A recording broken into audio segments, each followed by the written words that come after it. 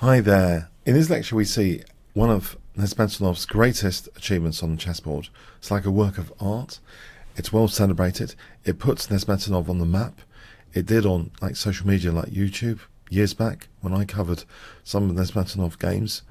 This is one of the established Nezhmetdinov classics. Okay, 1958, Lev Polugaevsky, Grandmaster against Nezhmetdinov in 1958, 18th RSFSR Championship. So it starts with d4. Nezhmetdinov plays knight f6, c4, d6. So the old Indian defense, e5. We have e4.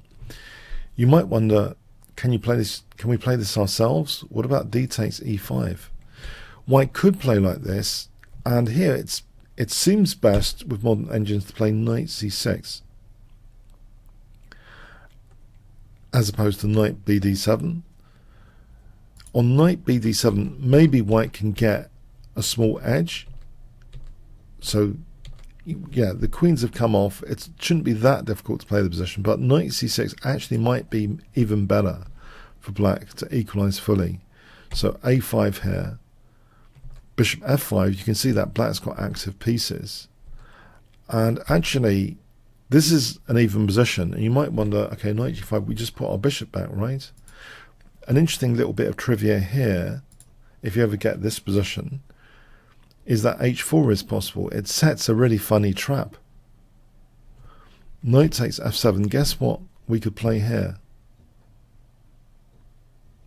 Yeah, we can actually play rook h5 with the threat of bishop g6 just trapping the knight.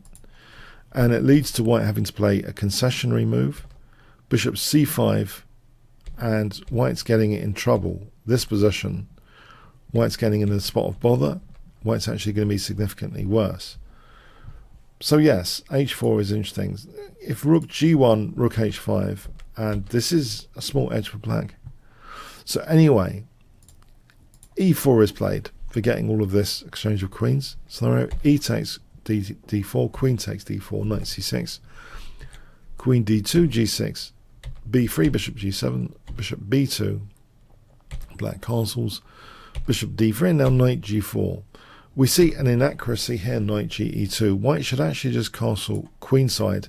The concern perhaps that white had after knight g4 is bishop h6. It comes with bishop h6 as a potential annoying threat. So knight ge2 kind of addresses bishop h6. If bishop h6 here,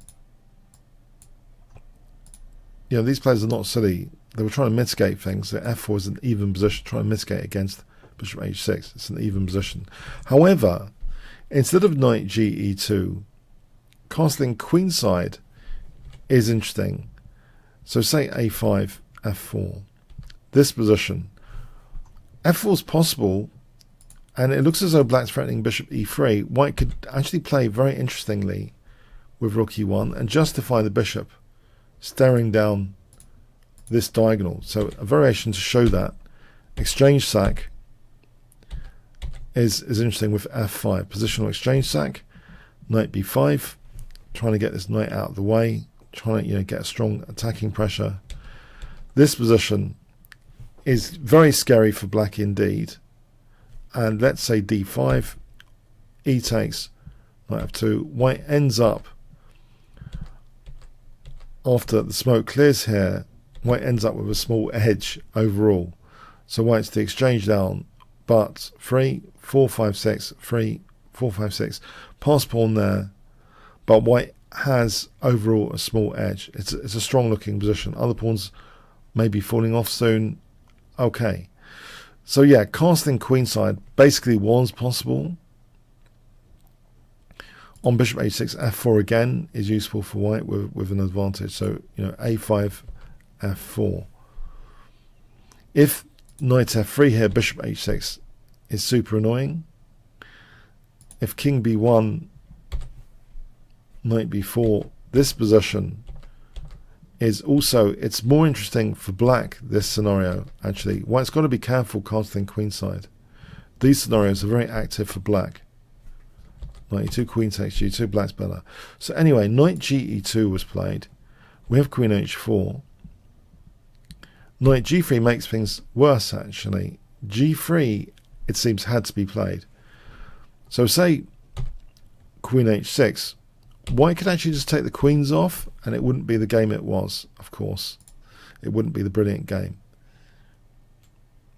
Let's look at this again. Now, if queen h3, white has a resource, knight f4, evicting the queen. Hitting the queen, protecting g2, white's got a small edge. So g3 basically had to be played in this position. But knight g3, it makes things worse. Knight ge5, perhaps a slight inaccuracy from Nezhmetdinov. f5 does seem very dynamic and strong, with lots of pressure points. So as example, if e takes f5, knight b4, and black's activity is amazing here, there's actually a threat of knight takes f2 in this position. You know, queen takes, knight takes d3. Let's see, you know, castling, bishop h6, f4, knight e5 is very dangerous now with bishop takes f4 as a threat. Very dangerous for white. With bishop takes f4 as a threat, and say queen e2, black's going to be winning material. It's just a case of winning material and winning. So if castling here, f takes e4, knight takes f2, it's clear enough that black's got a big advantage. If castling kingside, queen takes h2 is checkmate. If h3, knight takes f2, queen takes, f takes e4 is really good, blasting open that rook. And this is also in black's interests here. This position is black advantage. So it does seem f5 is difficult to answer. f5 is really a very powerful, very interesting move. So yes, e takes knight b4 with a knight takes f2 threat is incredibly dangerous for white. a3, bishop h6, knight takes d3, bishop takes f5 is good for black. h3 here, knight takes f2, king takes, then we'd have knight takes d3 check, bishop takes f5. White's caught with, you know, bad king safety. This position, white's going to end up getting mated, for example, like this. So anyway, f5 does seem very good, but knight ge5 was played. White castles, which is actually an inaccuracy. Bishop e2 had to be played. So bishop h6, queen d1. This position, e takes, g takes.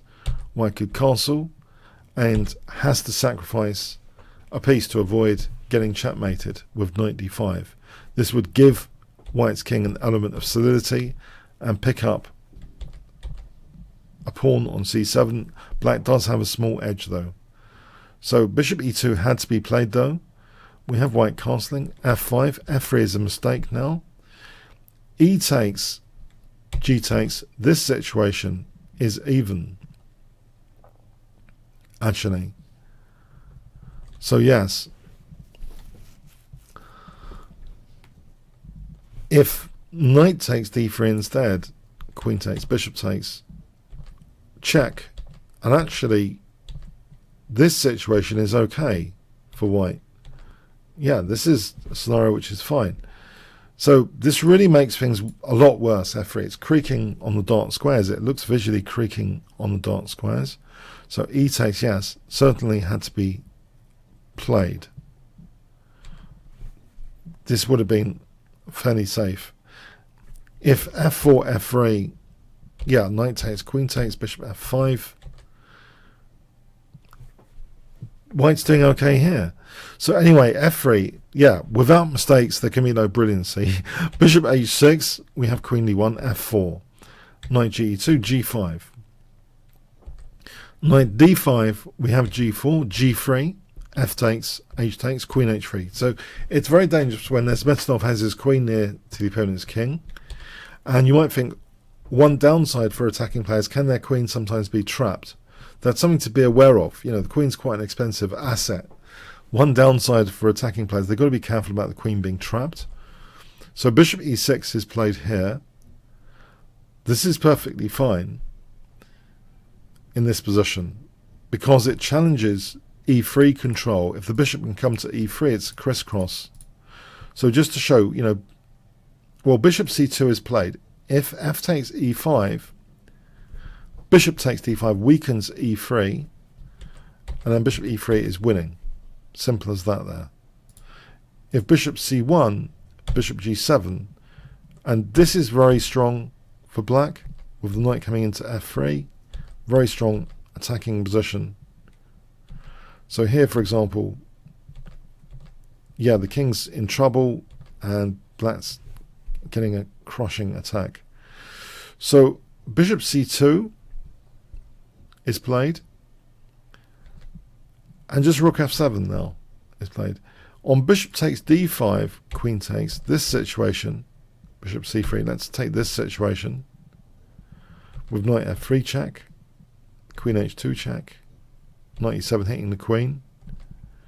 Knight f5 check is kind of winning material for black.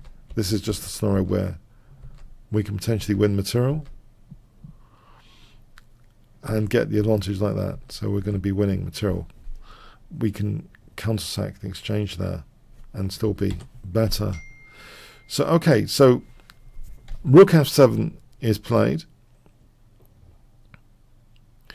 We have king f2, queen h2 check, king e3, and now bishop takes d5, which weakens f4, crucially. So it's weakening f4, and there's lots of entertaining ideas here, including knight b4 if queen takes. There's lots of entertaining ideas. We have c takes being played, knight b4, which puts pressure on c2. You can see that the queen and knight are conspiring on c2 here. So crunch position, downside of attacking players. Isn't the queen really valuable to attack? Well, rook h1 is played. This turns out to be a big mistake for remarkable reasons. If a3 is played, knight takes c2, this position is an improvement on the game. Black is threatening here, bishop takes f4 check. So if rook h1, bishop takes f4 check, and then picking up material, and then this doesn't work, knight f3 check picks up more material. So a3 does seem as though it could lead to big trouble anyway.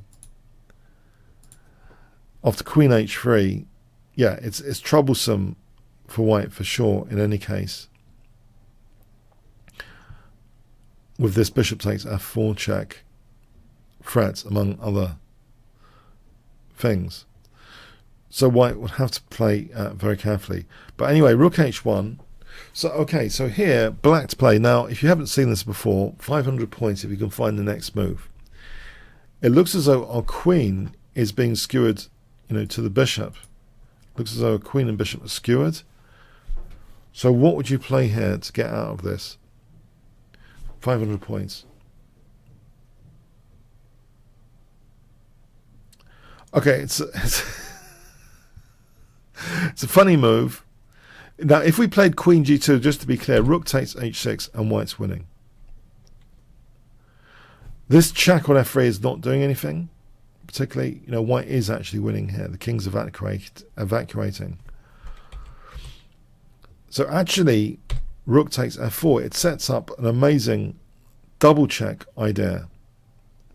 So here, rook takes h2 is played. If g takes, bishop takes f4 check is nice.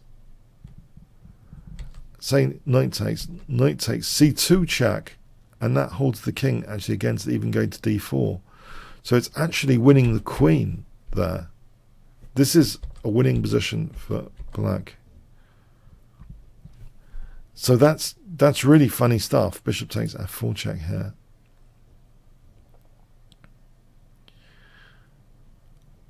Okay, so rook takes h2. Now the point is revealed. This double check means the king must move. The king must move in the case of a double check. And the king's moving to a central position where the escape squares seem a bit precarious. All the escape, it's like in a mating net in the center of the board. Bishop g7 now gives the possibility of checking that king with that mating net in place. And white walks straight into a forced mate in 8 by playing a4. if rook f2, we could take that, say king e3, check, bishop h6 check, and we start winning a lot more material here. We're going to win lots of material, so much so that, yeah, it doesn't matter that we sacrifice the queen. If knight g1, rook takes g3, and yeah, the king's basically in big trouble here. c5 check, d takes, knight e takes d3 check, knight e d3 check, bishop takes e5 check, b5 check, rook b8 check, knight takes b2 check, knight takes d1. Black's getting the material and much more. So a4 walks into a forced mate in 8 though. So it's a forced mate in 8. You might want to have this as a puzzle position. Yeah, it's so why is it a forced mate in 8? So funny stuff. We've got all the escape squares covered. This is master of attack and, you know, mastering checkmate actually. We've got all the escape squares covered. We just need a key check on top of having all the escape squares covered. And the key check, if you visualize it, could come from c5 if it wasn't en passant. But we play c5 anyway. So well done if you found this, because now we're threatening c5 again. So bishop d3 is played. And here, bishop d3 means that the escape square c3 is now available to the king on c5. So what would you play here? Yeah, it's actually knight e takes d3 check. So the king can't use c3. And now pushing the king to come into the position with d5 check. C takes, king b5. Rook b8 check. We have king a5.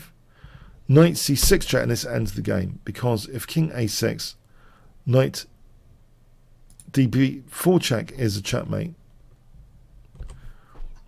And also, you know, rook b6 is also checkmate.